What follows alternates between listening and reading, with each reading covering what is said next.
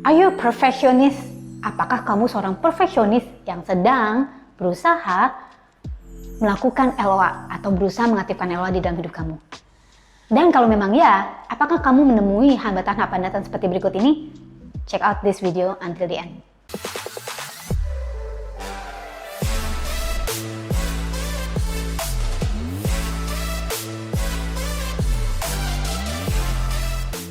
What's up everyone? Welcome back to Teta Omega TV channel. Dan stay tune di channel kita untuk topik-topik dan konten-konten yang keren lainnya. Oke, hari ini saya lagi kepikiran untuk ngebahas tentang perfeksionis. Saya sendiri adalah seorang tipe yang aslinya sih perfeksionis, tapi sekarang udah berkurang banyak. Nah, apa hubungannya perfeksionisme dengan LOA atau Law of Attractions? Nah, di sini loh.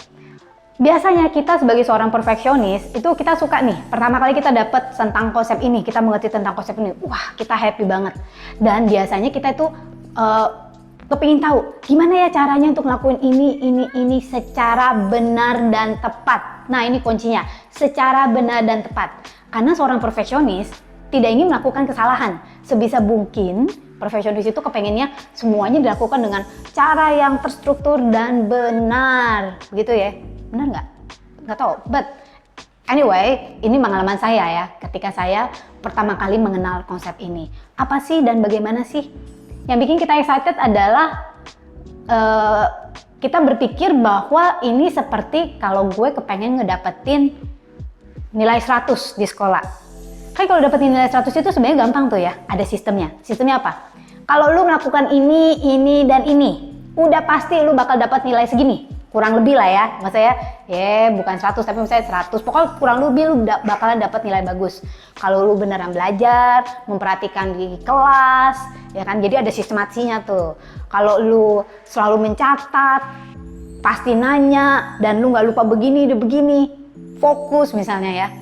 Nah ternyata ini yang bisa menjadi batu sandungan bagi kita yang perfeksionis dalam memanifestasikan atau mewujudkan keinginan kita lewat LOA.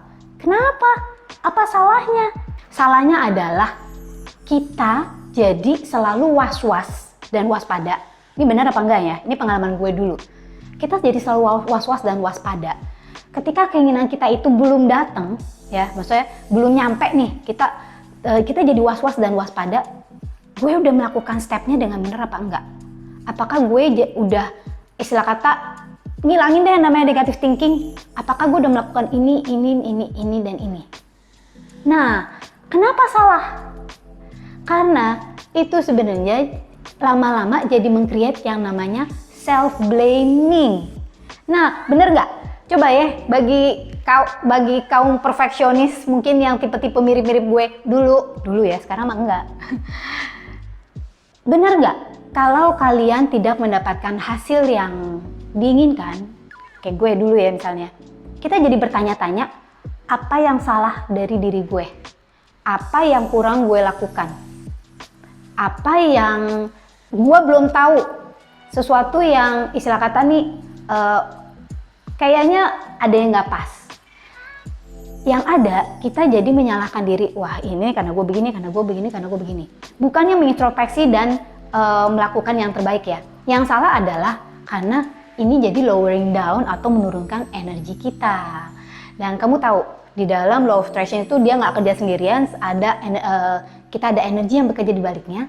Dan ketika energi itu ada di level yang bawah, maka ini akan menyebabkan kita malah bukannya menarik apa yang kita inginkan, tetapi mendorong dan menjauhkan apa yang kita inginkan itu dari hidup kita. Ngomong-ngomong soal energy level, buat kamu yang belum tahu, bisa cek video ini ya, karena saya ngebahas banyak banget soal apa sih hubungannya energi dan kemampuan kita dalam mewujudkan keinginan kita ya. Maksudnya apa hubungan energi dengan LOA ya kan? So cek video ini dulu ya kalau lu nggak nyambung dengan apa yang gua ngomong barusan. So intinya self blaming ini salah banget kalau itu malah membuat kamu merasa bersalah, kedua merasa fear atau ketakutan, merasa khawatir, dan yang intinya membuat kamu berada di level energi yang bawah. Kalau self introspection sih oke. Self introspection itu intinya adalah menganalisa secara singkat dan kita ngelihat apa yang kita bisa perbaiki. Tapi jangan sampai kamu jadi menyalahkan diri. Sebelum kita lanjutin, oh ya, cek dulu guys, kita sering ngadain webinar gratis dan juga mini workshop maupun full workshop. Cek infonya di deskripsi di bawah ini atau kamu bisa WA ke sini. Oke? Intinya guys, let go aja. Jadi lebih relax. Biasanya tuh kalau keinginan-keinginan kita itu yang cetek-cetek itu lebih mudah ditarik. Tetapi ketika keinginan kita itu besar, sama deh. Lu kalau mau bikin kue wedding gitu ya, perlu waktunya lebih lama atau lebih cepat daripada lu cuma masak toge. Ya kan? Masak toge sebentar masak selesai, bisa disajikan. Tapi kalau kita bikin wedding cake, wow, perlu waktu berjam-jam.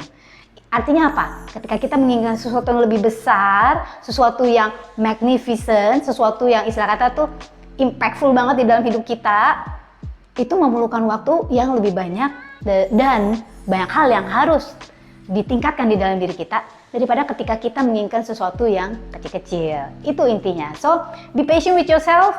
Buat perfeksionis yang ada di luar sana, be patient with yourself. Jangan terlalu di rushing, jangan terlalu nyalain diri. Lebih banyak berada di state energy yang happy dan let go aja. Apapun yang terjadi dalam hidup kita itu adalah demi kebaikan kita. Stay tune guys, di next video kita akan bahas gimana sih mengatasi perfeksionisme ini dalam usaha kita mewujudkan LOA. Oke, saya dengan Angelica Ariel Savio. Thank you for watching this video. Don't forget to live extraordinary and live your life to the fullest.